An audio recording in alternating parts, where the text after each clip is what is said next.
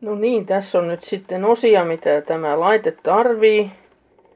Eli tämä kuppiteline ja siihen tuleva säiliö, mihin tulee patruunat. Ja ne kuuluu tällä viisiin. Tämä on tosiaan irtonainen ja myös tämä valkoinen tässä on irtonainen. Pistetään paikalleen. Se menee ihan tuonne perälle. Sitten olen laittanut jo vettä ja tuossa on tuo viiva niin melkein täyteen tai ainakin viivaan asti maksimissaan. Ja tämä tulee tuon laitteen taakse alareuna edellä. Ja se menee paikalleen. Sitten kahva, koska ensimmäiseksi se pitää huuhdella tai ei ole edes muuta vaihtoehtoa, niin aina kun nappuloita painaa, niin kahva tarvitsisi olla alhaalla. Eli laitetaan kahva alas. Ja sitten kuppi paikalleen. Ja se on nyt tosiaan tyhjä. Ja pistetään päälle.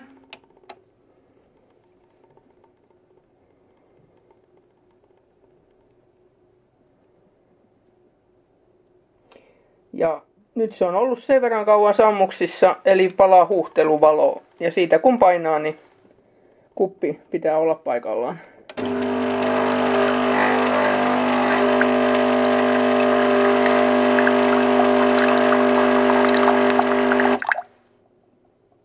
Sitten kahva ylös. Aina tulee rolaus vettä, kun kahvan nostaa. Sitten otamme toisen kupin, mihin sitten se juoma itsellään tulee. Ja nyt valkkaan teetä. Näistä purkeista täältä takaa. Ja patruunalla ei ole kuin yksi vaihtoehto. Ja tässä on nyt pohjalla tämä metallinen kanta, joka poistetaan.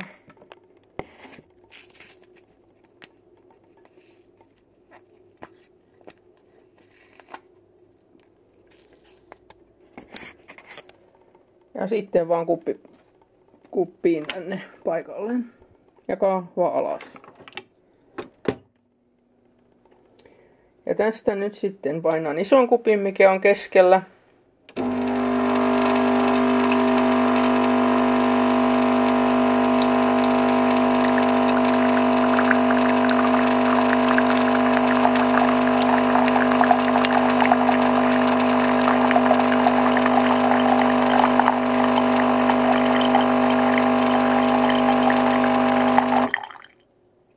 Ja samasta patruunasta tulee sitten vielä pieni kuppikin, niin otetaan kaikki samaan.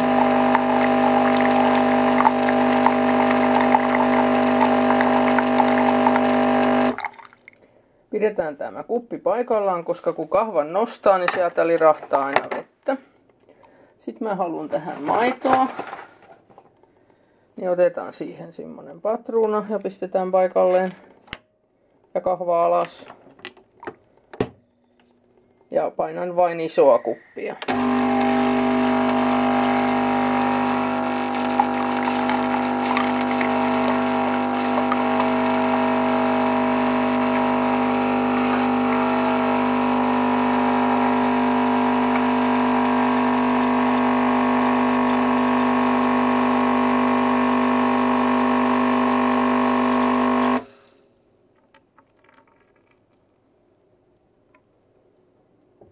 Ja taas sitten kahva ylhäällä, niin kuppi ei kannata vielä ottaa pois, koska ei vähän tulee vettä.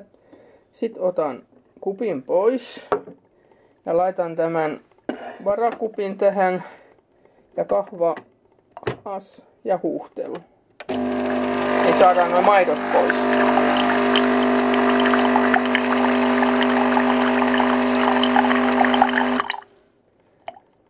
Kahva ylös. Ja tästä vedestä on se hyöty, jos on nyt liian vahvaa tuo saatu juoma, niin tästä saa sitten vähän laimennusta joukkoon. Ja säiliö pois.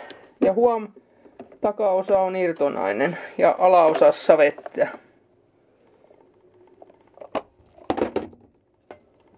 Ja täällä ne nyt voisit virutella ja paistaa roskikseen.